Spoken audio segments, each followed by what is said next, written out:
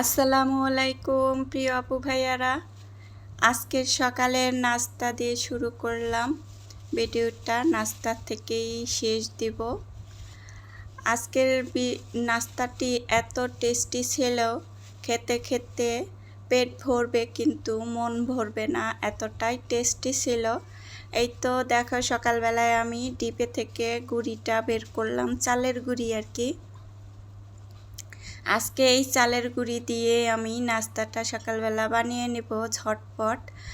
আর আটা ছিল কিন্তু আমি আটা দিই নাই, সুজিও ছিল, এখানে সুজিও মিক্স করি নাই। আমি কিভাবে কি দিয়ে তা নাস্তাটি তৈরি করলাম, সাথেই থাকো, দেখতে পাবা। আর এতটা টেস্টি ছিল নাস্তাটি, একবার বানালে বারবারই বানাতে ইচ্ছে করবে। অনেকটাই ভালো লাগে। একজনকে যদি খাওয়া, তারপরে আবারও সে বলবে যে আবারও খাবো। কিভাবে তৈরি করলা, বানালা, একটু দেখিও তো। এই তো আমি গুঁড়িটা একটু রাইস কুকারে গরম করে নিছি, যেহেতু ঠান্ডা ছিল একদম। আর এখন একটা ডিম ভেঙে নিলাম। আর এইখানে যে কি উপকরণ লাগবে সবটাই আর কি দেখিয়ে দিব। এখন আমি এই কাঁটা চামচের সাহায্যে একটু ডিমটা ভালো করে ফেটিয়ে নিলাম। ডিম তো মাস্ট, এটা তো লাগবেই। আমাদের তো হেলদি নাস্তা মানেই একটা ডিম। আর একটা ডিম দিয়ে আমরা যদি পুরা পরিবারে নাস্তা করে নিই। এখানে কাঁচামরিচ, পেঁয়াজ, ধনিয়া পাতা সবটাই কেটে নিছি কুচি কুচি করে। এখন প্রথমে পেঁয়াজ দিয়ে দিলাম,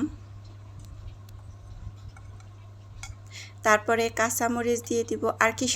সবগুলো এক জায়গায় তো যাবে, আর একসাথে দিলে মন্দ কি, তার জন্যে তো সবকটা একসাথে দিয়ে এখন একটু নাড়াচাড়া করে মিক্স করে নিব। আর যদি কোনো কিছুই বাসায় না থাকে, এইরকম কাঁচামরিচ পেঁয়াজ দিয়ে যে কোনো কিছুই কিন্তু ভালো লাগে, অনেকটাই মানে মুখে লেগে থাকার মতো স্বাদ হয়। এখন পরিমাণ মতো লবণ দিয়ে দিলাম। এই তো গুঁড়ি দিয়ে এখন পানি দিয়ে একটু গুলিয়ে নিব আর কি। এই গুলানোটাও একটু সময় রেখে দিলে ভালো হয় আর কি। যদি সকালবেলা গুলিয়ে রাখা যায় তাহলে একটু সময় রেখে আধা ঘন্টা তারপরে নাস্তাটি বানিয়ে নেওয়া যায়। এই তো এতটুকু পাতলা পরিমাণ আমি রাখছি বেটার, আর এর চাইতে পাতলা হবে না। এই তো সুন্দর করে আমি রেখে দিছি। আর এই তো আধা ঘন্টা পরে এই তো জমাট বেঁধে গেছে নিচে। আর যেহেতু ডিম দিছি, এজন্য একটু হলুদ ভাবটা হয়েছে। এখন এই তো চুলায় কড়াই দিয়ে আমি একটু নাড়াচাড়া করে মিক্স করে নিলাম। এই যে একটুখানি বেকিং পাউডার দিয়ে দিছি, যাতে একটু ঝাঁঝরা টাইপ হয় আর কি, ভালো লাগে। ওই রকম হইলে নাস্তাটি সুন্দর হয় আর কি। ফ্রাই প্যানে একটু তেল মালিশ করে নিব, বেশি তেল দিব না, বেশি তেল দিলে এই নাস্তাটি ভালো হবে না। এখন পর্যন্ত যে আসো আমার ভিডিওতে, একটা লাইক দিতে ভুলে গেছো, প্লিজ একটা লাইক দিয়ে দিও। আর একটা লাইক কি আমার ভিডিওটা আরও কয়েকজনের কাছে পৌঁছে দিতে সাহায্য করবে। যে আপু ভাইয়ারা লাইক দিয়ে দিছো তাদেরকে অনেক অনেক ধন্যবাদ। এই তো আমি 1.5 চামচ বেটার দিয়ে একটু মিলিয়ে দিলাম আর কি।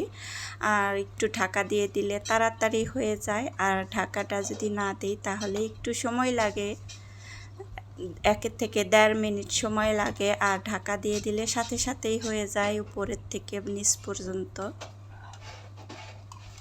সুন্দর একটা নাস্তা নামিয়ে নিলাম, আবারও দিয়ে দিব এইভাবেই। সবাই জানো যে এই পাতলা বেটার দিয়ে সকালবেলা নাস্তাটা কীরকম হয়। ঢাকা দিয়েই দিয়ে দিব, যেহেতু কাঁচামরিচ আছে, ধনিয়া পাতা আছে, একটু সেদ্ধ ভাব হবে। এই তো এই নাস্তাটাও হয়ে গেছে। এই যে সুন্দর একটা নাস্তা তৈরি করে নিলাম সকালবেলা।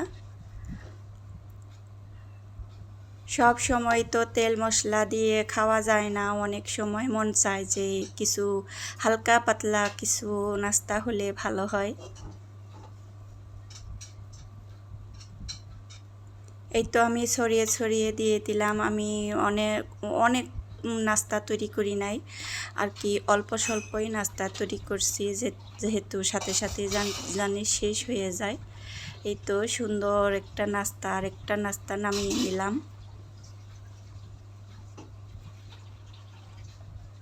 এই নাস্তাটি যে কোনো তরকারি বলো বা মিষ্টি দিয়ে বলো, যে কোনো কাঁঠাল দিয়ে বলো, আম থাকলে আম দিয়ে আর কি, এই নাস্তাটি কিছু দিয়েই লাগে না, কোনো কিছুই লাগে না। তারপরেও যদি খেতে মন চায় যে আমি কাঁঠাল দিয়ে খাবো কি আম কেটে নিলাম আম দিয়ে খাবো, তাহলে খাওয়া যাবে আর কি, ঝাল ঝাল মিষ্টি মিষ্টি হবে। আমরা তো খেতে পারি অনেক রকম করে, তার জন্যে আর কি এই কথাটা বললাম যে যার যা পছন্দ যেভাবে সেইভাবেই করে খাবে। আর 1 কাপ চা হলে তো সকালবেলা জমে যাবে সময় সকালবেলাটা। খুব সুন্দর এই যে নাস্তাগুলো আমি ঝটপট তৈরি করে নামিয়ে নিলাম। শেষ হয়ে গেল আজকের এই যে নাস্তার রেসিপি। এখন এতেও কতটা নরম তুলতুলে হয়েছে, সুন্দর একদম সফট, একবারে মুখে দিলেই মিলিয়ে যায় এরকমও।